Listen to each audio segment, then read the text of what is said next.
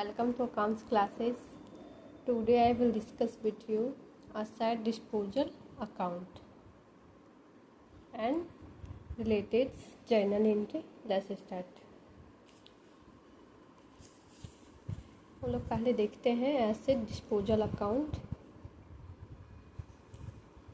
Asset disposal account क्या होता है, पहले इसको समझ लेते हैं।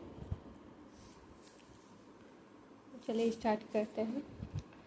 When part of the asset is sold or disposed of, जब part of the assets is sold, ये जो एसेट डिस्पोजल अकाउंट है इसका पार्ट जो है वो बेचा जाता है या उसका निपटान किया जाता है। डिस्पोज मतलब होता है निपटान करना, निपटान किया जाता है। It is appropriate to open a new account called asset disposal account. It is appropriate, यह उपयुक्त होता है या फिर ज़रूरी होता है। टू ओपन अकाउंट, एक अकाउंट खोलना जिसे कि एसेट डिस्पोजल अकाउंट कहा जाता है। अगेन एक बार देखते हैं। When part of the asset is sold or disposed of, जब एक एसेट का भाग जो है वो बेचा जाता है या निपटान किया जाता है। It is appropriate to open a new account called asset disposal account.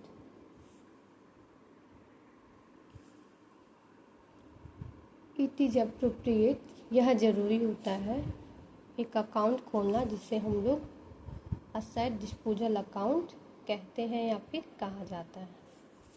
It provides a complete and clear view of all the transactions involved in the sale of an asset and shows the profit or loss on sale of asset. It provides a complete and clear view of all the transactions. यह जो है all transactions का जो है पूरा and clear view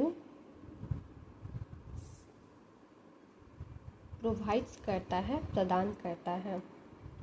यह सभी transactions का जो है, यह मतलब asset disposal account of all the transaction, सभी ट्रांजैक्शंस का जो है complete and clear view provide करता है, प्रदान करता है।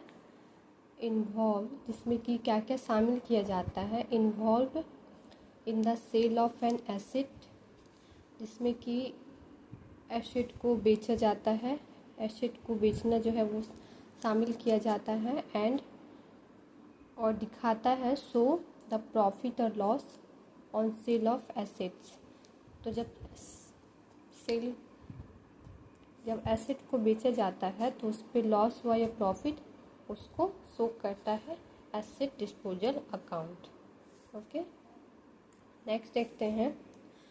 Method of recording the entries in the asset disposal account will depend on the fact whether a provision for depreciation account is maintained or not. Method of recording the entries in ADA मतलब asset disposal account will depend on the fact whether a provision for depreciation account is maintained or not. मतलब कि asset disposal account में method of recording the entries को record करने का जो method है will depend, वो डिपेंड करेगा ऑन द फैक्ट जो हम लोग कल पढ़े थे कि asset provision for depreciation account maintain करना है और कि नहीं मेंटेन करना है। तो उसी फैक्ट पे जो है वो ये asset ADA asset disposal account वो जो है वो डिपेंड करेगा weather a provision for depreciation account is maintain और नॉट, कि प्रोविजन फॉर डिप्रिसिएशन अकाउंट जो है वह मेंटेन है या नहीं, उसी पे जो है ये method of recording depreciation entry जो है वो होगा, कि कैसे जो है एंट्री करना है एसेट डिस्पोजल अकाउंट में, वो डिपेंड करता है।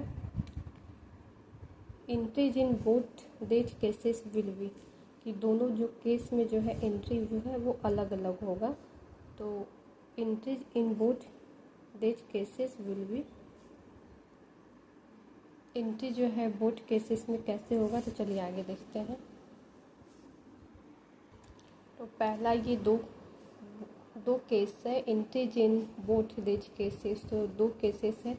पहला केस है कि when provision for depreciation account is not maintained, जिसमें कि प्रोविजन फॉर डिप्रिसिएशन अकाउंट जो है वो मेंटेन नहीं किया गया है, तो इस केस में ये वाला एंट्री सब होगा।